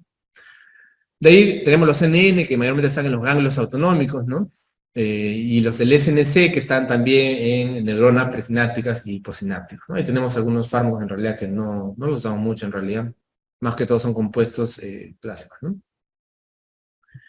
Luego el M1, el M2, ¿no? El M2, como te digo, fundamentalmente, recuerden, es el nivel del corazón, ¿no? Pero también, así como el M1, por eso que el M1 también está en el sistema nervioso, tiene que ver con el tema de la demencia, ¿no? Que les había hablado, ¿no? La acetilcolina, la enfermedad de Alzheimer, como ven ahí, ¿no? Disfunción cognitiva y también, desde luego, algo con la esquizofrenia, ¿no? Pero justamente por eso, ¿no? La acetilcolina es la que ayuda justamente, ¿no? A tener la memoria, ¿no? A los recuerdos más o menos activos, ¿no? Acuérdense que mayormente todos estos receptores actúan a nivel de canales de proteína G, acuérdense, ¿no? Proteína G. Y los M4 y M5, como les decía, que no tienen mucha importancia, pero mayormente, ¿no?, están en el sistema nervioso central mismo. Mientras que en el M3, ese de aquí sí, el M3 tiene una gran expresión, ¿no?, a nivel de los otros órganos, ¿no? Músculo liso, ya sea de bronquio, ya sea de vejiga, y también desde luego las glándulas, ¿no? El incremento de la producción. Entonces, es más o menos la clasificación de las funciones, ¿no?, de lo que es la acetilcolina. Muy bien. Ya regresando al caso clínico, ¿no?, pues claramente, ¿no?, es un paciente que tiene una intoxicación por carbamato, ¿no? La pregunta ahora vamos a ver qué exactamente tiene que ver esto. ¿Cómo podemos expresarlo, ¿no? Entonces, la intoxicación colinérgica, ¿no?, que me da el famoso síndrome colinérgico. Tiene que ver, uno, por ejemplo, los carbamatos que hemos visto, ¿no?, en este paciente. Y por otro lado también los insecticidas, ¿no? Insecticidas. ¿Mm?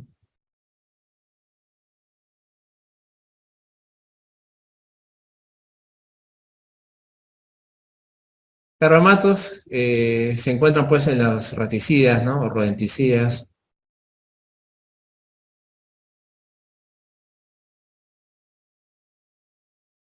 Y los insecticidas también te pueden dar intoxicación en un cuadro colinérgico. Más bien, ¿no?, es lo que más preguntan en los exámenes, ¿ya?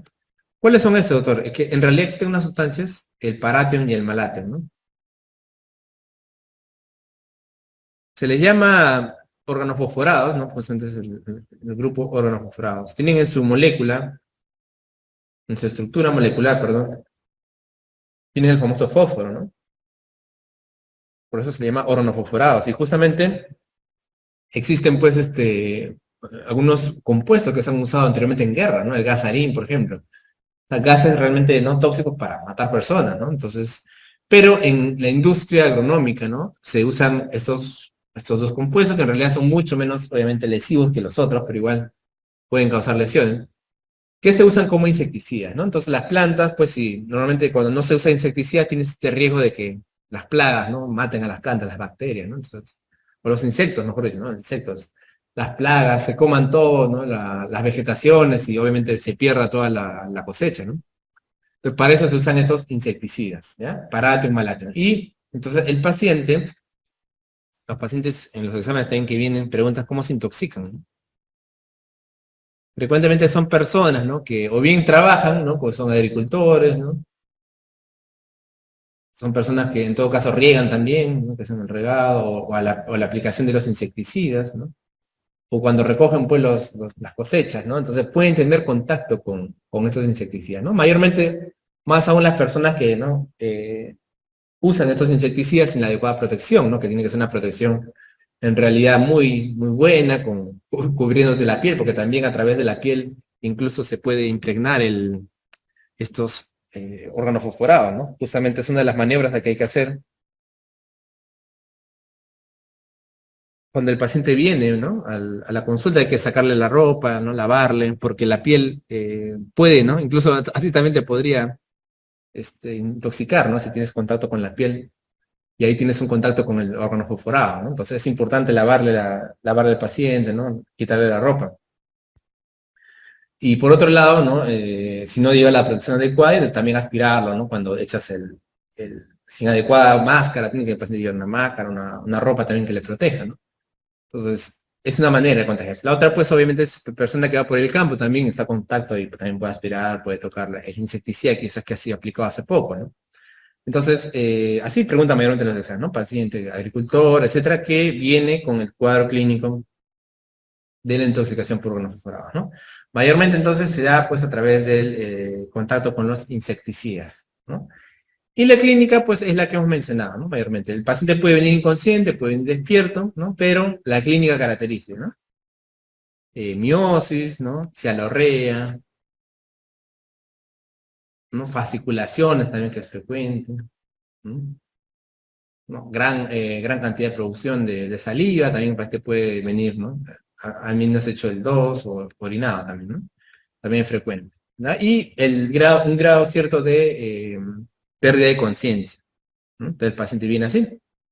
Ahora, ya sabemos cómo si el paciente ha adquirido esa intoxicación, ¿no? Ahora, ¿cómo reaccionamos? ¿Cuál es el manejo? Pues, tenemos una idea para ir, para poder rellenar. Manejo. ¿Cuál es lo más importante en toda intoxicación? A ver, ¿quién me dice? No sé si por ahí lo hemos comentado. ¿Cuál es el primer paso ante toda intoxicación, ya sea por unos por grados o por otros?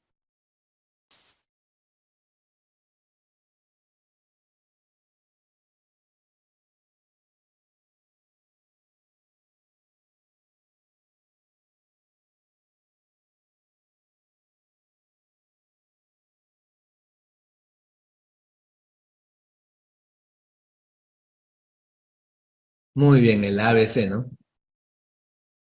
Ya, esto es siempre importante, ¿no? Yo digo, ¿por qué me recuerda su doctor Carrata? Porque vienen los exámenes.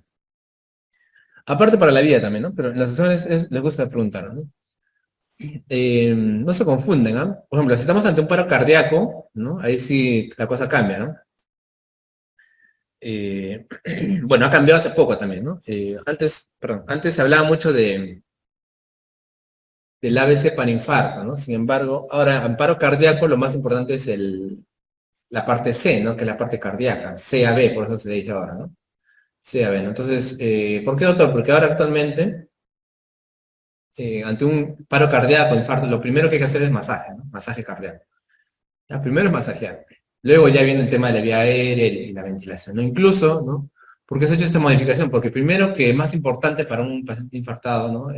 Un paro, ayudarle al corazón a tratar de bombear la sangre, a recuperarse, ¿no? Segundo, porque es más fácil que las personas también, ¿no? Hagan eso a que hagan respiración boca a boca, ¿no? Por todo lo que eso implica, ¿no?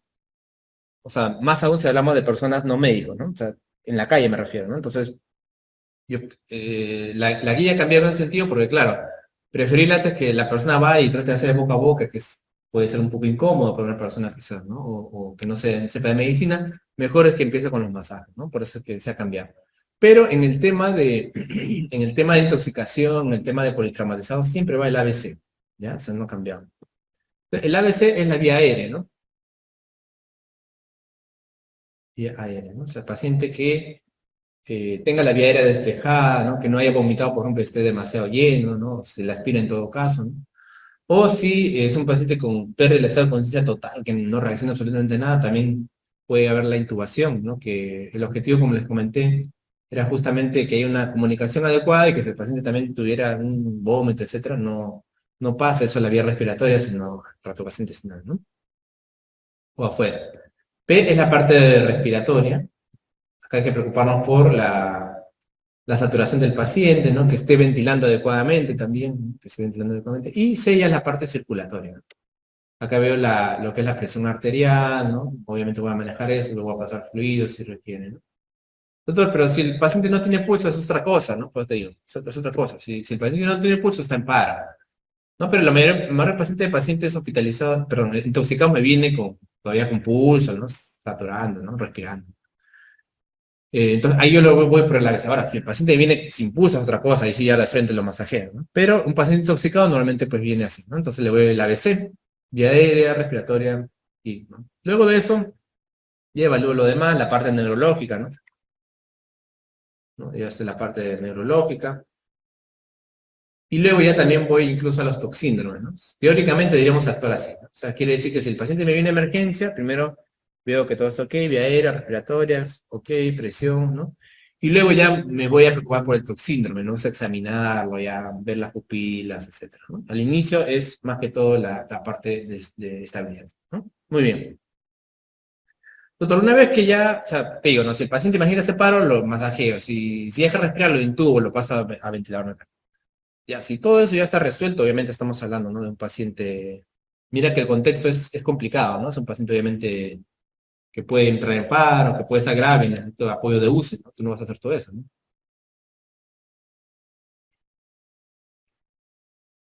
Entonces, una vez que imagínate que todo eso está estable, como nuestro paciente, ¿no? Nuestro paciente ingresó, las funciones vitales se las tenemos, ¿no? ¿No? Si bien es cierto, ingresó así, no muy consciente, ¿no? Pero sí dirigía mirada un poco. La presión la tenía buena, la frecuencia cardíaca normal, saturada también, ¿no? Entre valores normales. esa parte estaba, pues, digamos, resuelta, ¿no? Y de ahí ya viene el manejo, pues, ya propio, ¿no? ¿Qué hacemos ante un paciente con intoxicación por órganos fosforados, ¿no? Aquí sí, nosotros podemos aplicar un antídoto, ¿no? ¿Cuál es el antídoto? A ver, ¿se acuerdan?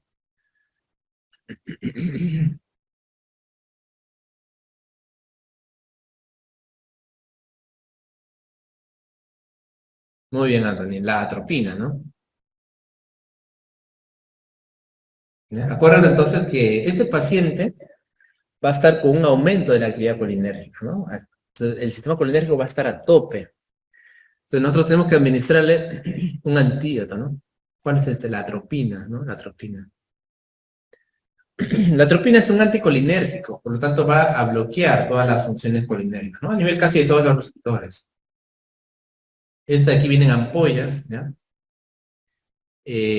La ampolla viene de 5 miligramos, de 2,5, ¿ya? Y se le aplica de manera endovenosa. A este procedimiento se le dice atropinización. Vamos a decir atropinización.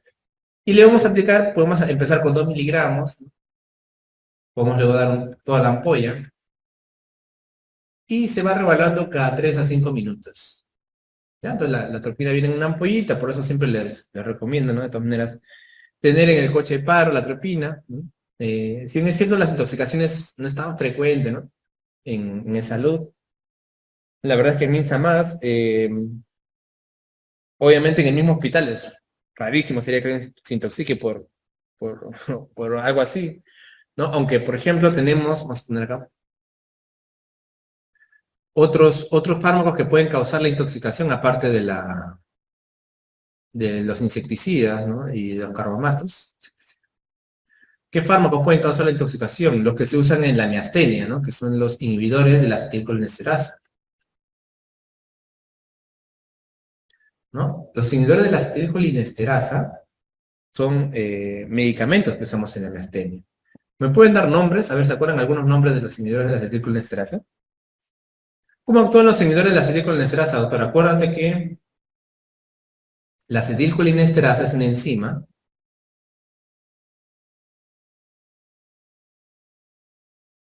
Esa acetilcolinesterasa es una enzima que su función es degradar a la acetilcolina, ¿no? De tal manera que, en resumen, la acetilcolinesterasa lo que hace es disminuir la cantidad de acetilcolina disponible.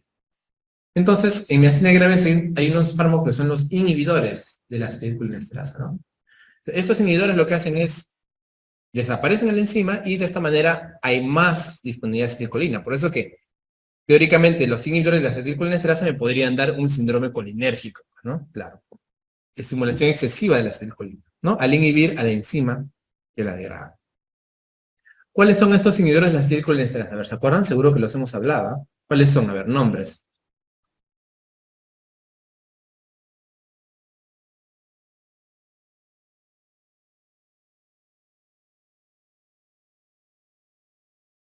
Muy bien. Piridostigmina, ¿no? Piridostigmina, neostigmina, ¿no? Que en realidad no se usa mucho, más que todo se usa isostigmina, ¿no? Ahora se usa más que todo piridostigmina, ¿no? Entonces sí, teóricamente podría, ¿no? Pero es bien raro que suceda esto en el hospital, ¿no? Que, o sea, tendría que ser una dosis muy, muy grande, ¿no? Para que cause intoxicación, ¿no? Pero bueno, le pongo ahí por si acaso. Entonces, mayormente la atropina, ¿no? O sea, nos sirve en el hospital para ello, que es rarísimo, o también nos sirve también para pacientes con bradicardia, ¿no? Bradicardia también, la atropina, acuérdate que al ser un anticolinérgico acelera el corazón. Por eso es importante justamente lo que le decía, ¿no? Recordar las funciones de la acetilcolina y la adrenalina para que ustedes al toque, ¿no? Ah, es un anticolinérgico, entonces aumente la frecuencia cardíaca, ¿no? Si es un colinérgico, la disminuye. Muy bien. Entonces, nosotros vamos a aplicar, qué es lo que hicimos, ¿no? Justo me tocó, como les digo, este paciente, ¿no? Lo trajimos bueno, trajeron acá al hospital, en la provincia en el cual estuvo un tiempo, y lo que hicimos fue administrarle, ¿no? Atropina, que había desde luego, ¿no? Una ampolla cada 3 a 5 minutos, ¿no? Más o menos al tercera ampolla más o menos respondió bien, ¿no? ¿Cómo veo la respuesta, doctor? Lo más importante en estos pacientes es ver las pupilas, ¿no? ¿Cómo van a estar las pupilas en este paciente? A ver. En los intoxicados por carbamato y boron incorporado, ¿cómo son las pupilas? ¿Cómo están normalmente? Dijimos, pequeñas o grandes. Miosis o midriasis. Muy bien, miosis, ¿no?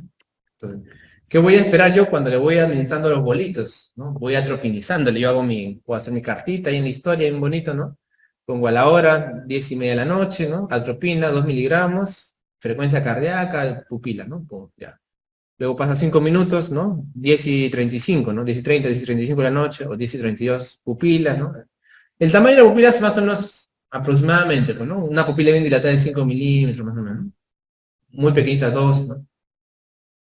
Entonces, voy a ir midiendo más o menos aproximadamente el tamaño pupilar, ¿no? Y lo que voy a esperar es la midriasis, ¿no? Por eso es que también ha venido así en los exámenes, ¿sabes? ¿No? Como que paciente intoxicado a misotropina, ¿qué espero? Midriasis, ¿no? Obviamente voy a esperar que a medida que yo le administre la atropina, ¿no? Se genere una midriasis, ¿no? Una midriasis.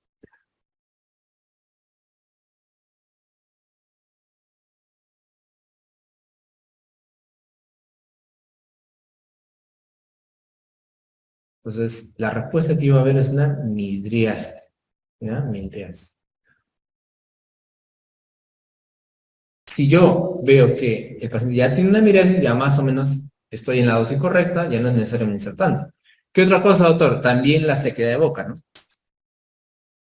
Si el paciente está despierto, con mayor razón te va a decir, doctor, ya siento que mi boca está seca, porque ya a la atropina, acuérdate, lo que va a causar es una sequedad, ¿no? Si el paciente vino con cefalorrea, nadie va a tener la boca seca, ¿no? Y una vez que pasa esto, pues el paciente hay que observarlo, obviamente, ¿no? Que no pase nada, que ya esté ahí con una midriasis más o menos importante y monitorizarlo, ¿no? Desde luego que el paciente tiene que quedarse hospitalizado necesariamente. En nuestro caso, pues, el paciente estuvo hospitalizado 2, 3 días, me acuerdo, ¿no? Respondió muy bien a la atropina, ¿no? Rápidamente hizo midriasis, poco a poco ya se fue también un poco levantando, ¿no? Un poquito, este, ya no, podía hablar ya luego un poco, ¿no? Y desde luego que siempre se recomienda con estos pacientes, ¿no? De todas maneras, pacientes sobre todo que han tratado de, ¿no? de hacerse daño, ¿no? Desde luego tienen que pasar por consulta, ¿no? De salud mental, de psiquiatría de todas maneras, ¿no? Es algo obligatorio, ¿no? Idealmente. No puede salir el paciente, no sabe de alta, ¿no? Idealmente que un psiquiatra, ¿no? Un soporte psicológico, ¿no? Y de todas maneras para evitar eso, ¿no? Otro tratamiento que también se puede ofrecer, vamos a poner acá, es la pralidoxima, ¿no? La pralidoxima no es un antagonista de los receptores, sino más bien es un fármaco que favorece, reactiva a la acetilcolinesterasa, ¿no?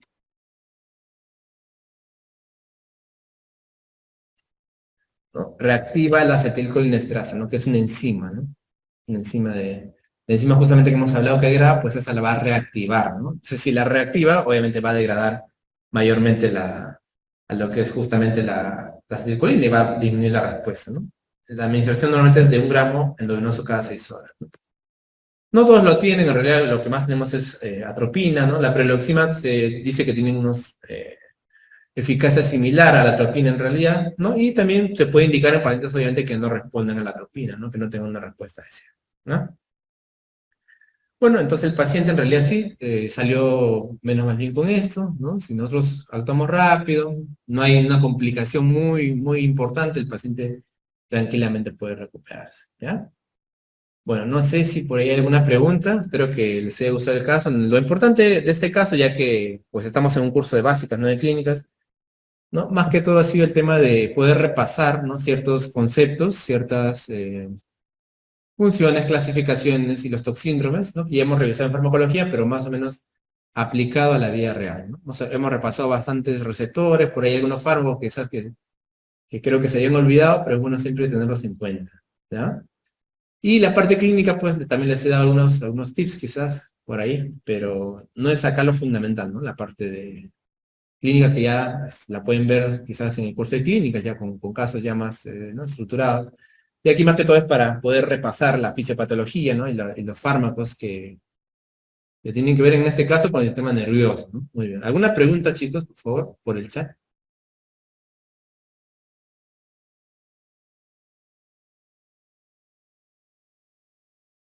¿Qué les ha parecido o algo que no les ha quedado muy claro?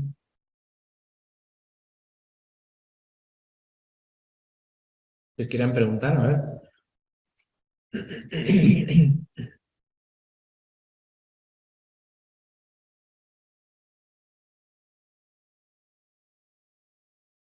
¿Se entendió todo? ¿Algún término quizás que no he comprendido?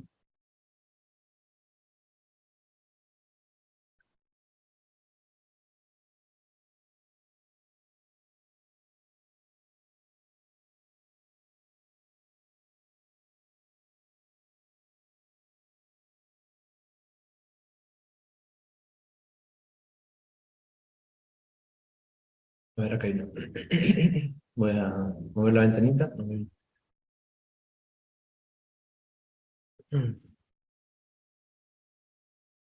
No, o sea, si tú tienes un paciente intoxicado, pues hay que darle lo más pronto, ¿no? Eh, Se dice que pierde el efecto, ¿no? Desde luego, al cabo de unas 6, 12 horas, el efecto disminuye, ¿no? Pero ante un paciente con intoxicación, idealmente siempre hay que probar darla, ¿no? Además que el tema con los ornocoforos es que tienen una vinculación muy fuerte, ¿no? O sea, es perenne, no es rapidita, ¿no? O sea, se queda con los receptores, entonces es por eso que hay que favorecer, ¿no? La administración idealmente siempre, ¿no? Eh, no es en el caso como en otras patologías, ¿no? Que quizás tienen un tiempo así exacto, ¿no? O el lavado gástrico, ¿no? Pero acá sí hay que intentarlo, ¿no? Casi se podría decirte que casi cualquier centro debe tener disponible eso, no más los del ministerio, ¿no? Porque es muy frecuente, sobre todo en provincias, ¿no? O sea, antes por lo menos era bastante frecuente, ahora quizás menos, pero sí, ¿no? Hay que usarlo más pronto, ¿no? Y más bien, si se demora mucho, yo creo que el paciente pues sí, incluso ya no puede llegar a la afilada, ¿no? Porque hay riesgo de fallecimiento con eso, ¿no? Muy bien. ¿Alguna otra duda o pregunta que tenga?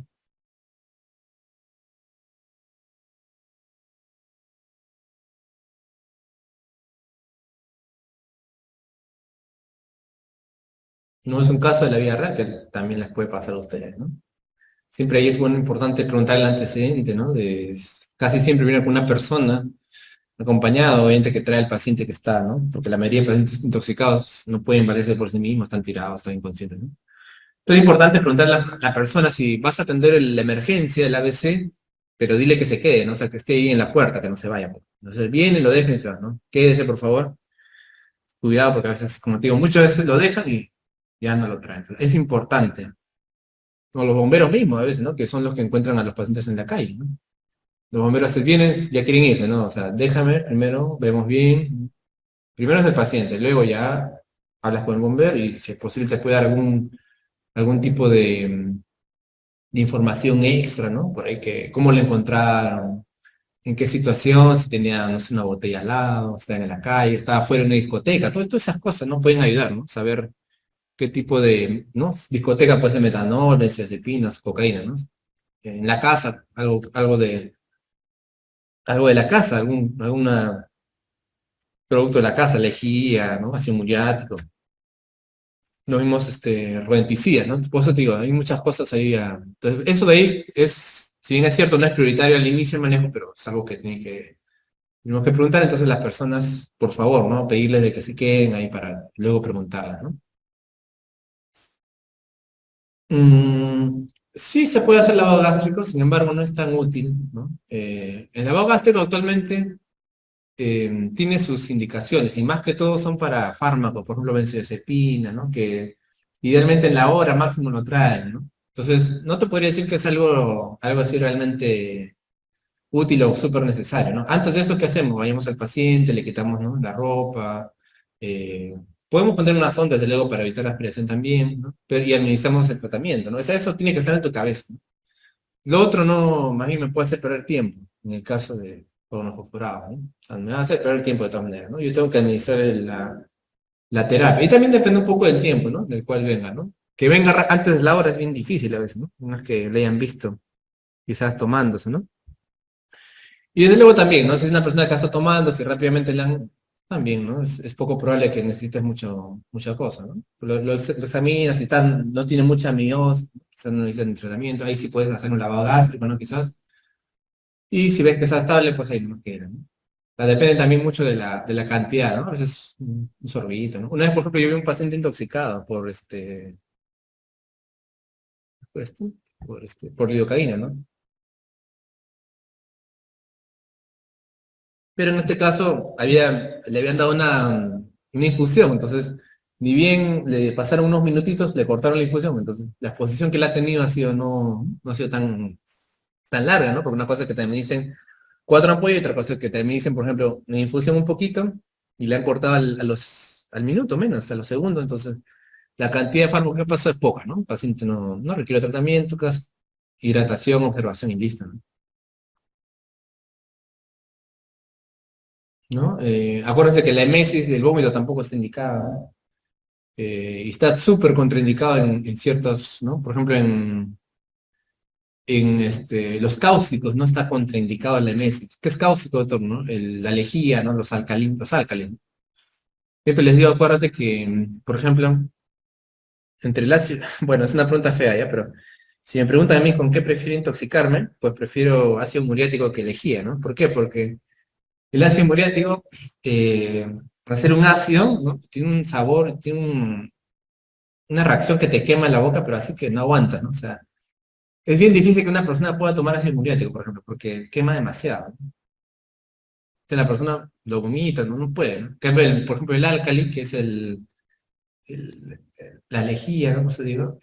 O los productos de limpieza, ¿no? O sea, no tienen un sabor tan horrible, no te queman, entonces puedes pasarlo mal, ¿no? Y lo peor es que producen una reacción, que es la saponificación de las proteínas terribles. O sea, te destruyen totalmente el esófago, ¿no? Entonces, por ejemplo, en lejía, si tú te has pasado, está contraindicado vomitar, porque vomitas y peor todavía, o sea, te da más lesiones, ¿no? Entonces, hay situaciones en las cuales más bien esas medidas no tradicionales no están indicadas, ¿no? Que te puede causar peor. ¿Ya? Entonces, la lejía es más todavía más destructiva, terrible, terrible, ¿no? Hay que tener mucho cuidado, por eso siempre cuidado con los niños, ¿no? Los niños, los ancianos, por favor, ¿no? Niños, todo, ponerlo arriba, en los estantes de arriba, ¿no? No abajito, donde el niño puede tomar, ¿no? Etcétera, ¿no? O en los insecticidas mismos, ¿no? Que a veces las personas que se dedican a eso, los insecticidas, como acuérdate, vienen en líquidos, ¿no? Y luego recién lo hacen en spray, entonces también puede provocar problemas si hay algún niño por ahí o bebito, ¿no? Muy bien. ¿Alguna otra pregunta, chicos? ¿La duda?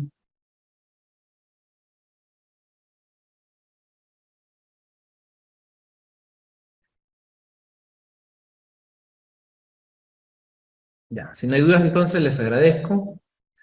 Espero que les haya servido el caso. Como les digo, nos sirvió para repasar.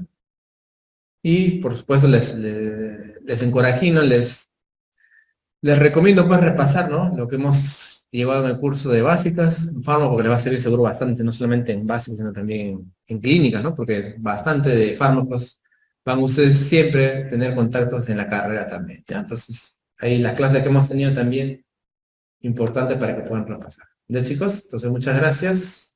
Me despido y espero que les haya servido. Chao.